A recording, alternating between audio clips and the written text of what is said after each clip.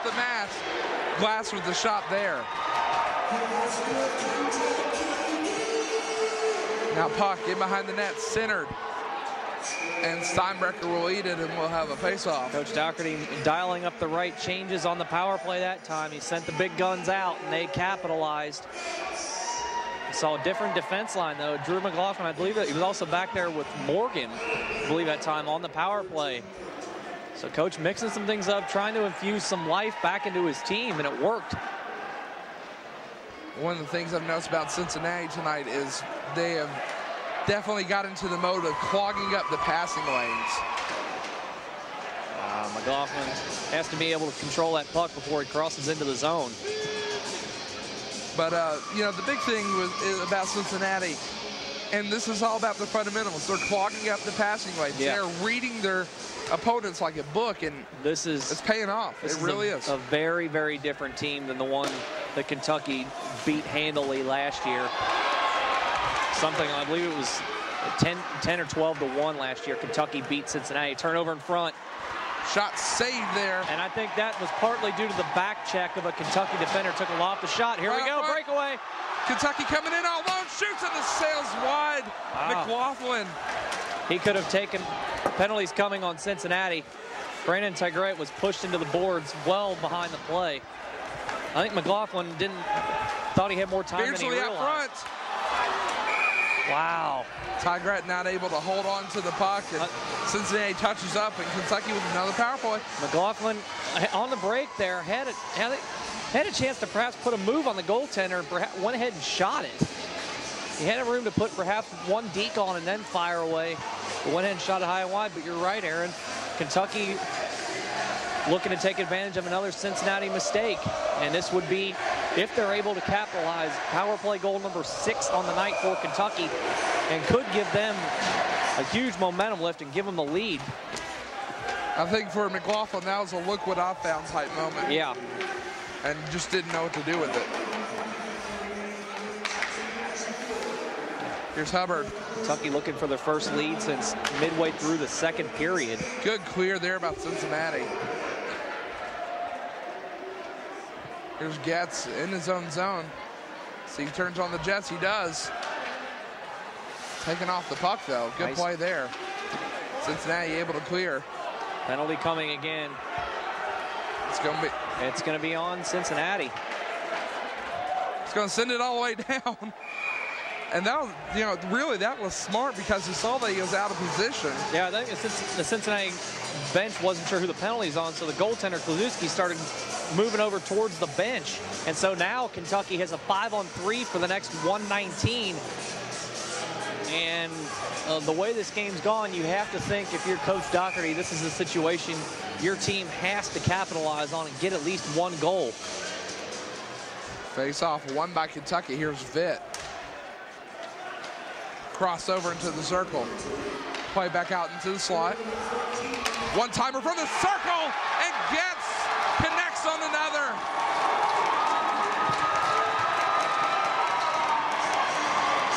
Waving the hats around Kentucky on a hat trick. Well, I think they've found something. Getz out there along with McLaughlin. Getz from, I think Vitt got the second assist on that. 11:02 left. And Kentucky will remain on the power play for another minute 48. Here's the Cats again. Only took 12 seconds from the start of that penalty. One-timer shot. Here's Getz again. He centers it and gets it to Vitt. Give him 2 points. 14 seconds apart. Getz connects on a goal. He connects on an assist. And Kentucky makes it 10-8.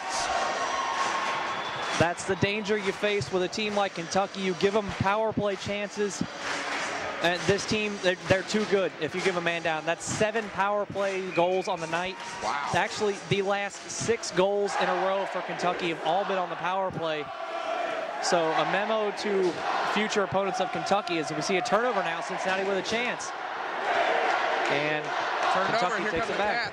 Here they come again. This is Warmald. Warmall trying to ground one defender, can't do it though.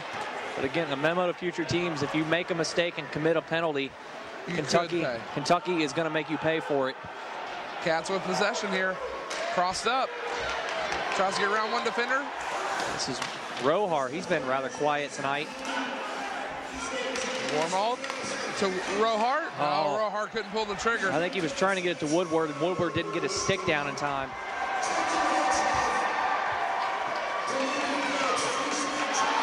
Here we go again. 2-on-1. Gets around the defender, and as Woodward goes down, it's saved. Had Warmall on the right side of the net. I don't know how much of an angle Warmall could have had at such close range. But boy, you sense Kentucky starting to get their legs underneath them and starting to figure out what the Cincinnati team is trying to do.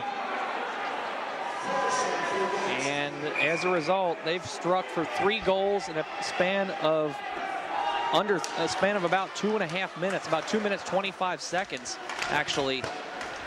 Here's Holmes. He'll get to Graham. Graham tries to center it. Nice job once again, as you mentioned earlier, by Cincinnati clogging the passing lane.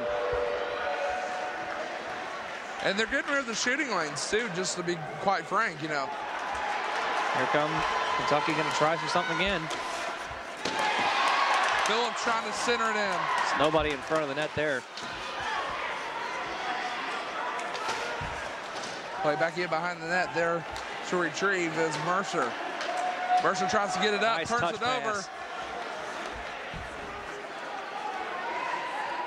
Sent the length of the ice. Icing will be the call. Now they're waving it off. Oh, wow. How do they wave that one off? I don't know. I didn't hear a deflection at all. Play continues. I think the crowd got quiet expecting an icing call there too.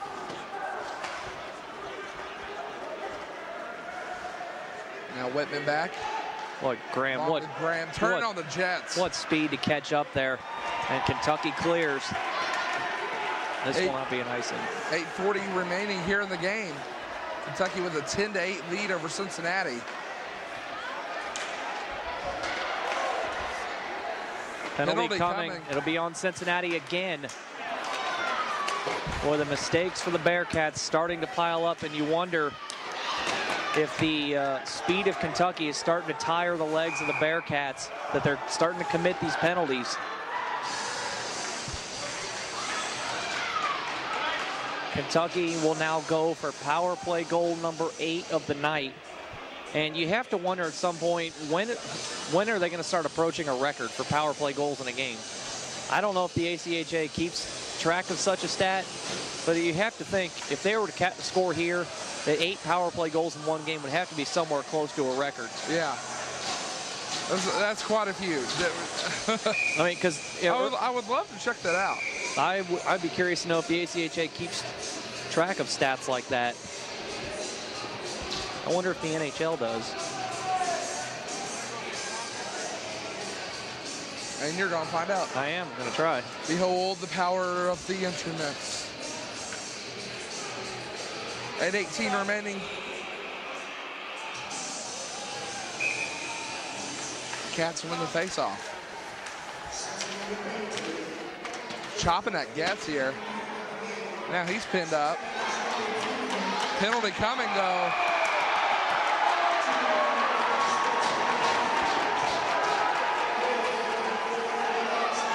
Oh, he just put, player for Cincinnati just pushed the ref, and now he will go bye-bye.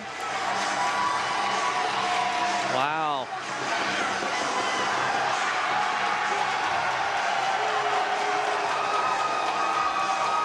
Boy, very frustrated is that young man. That was number 12 for Cincinnati. I think it was Jake Bonta that has been shown the gate.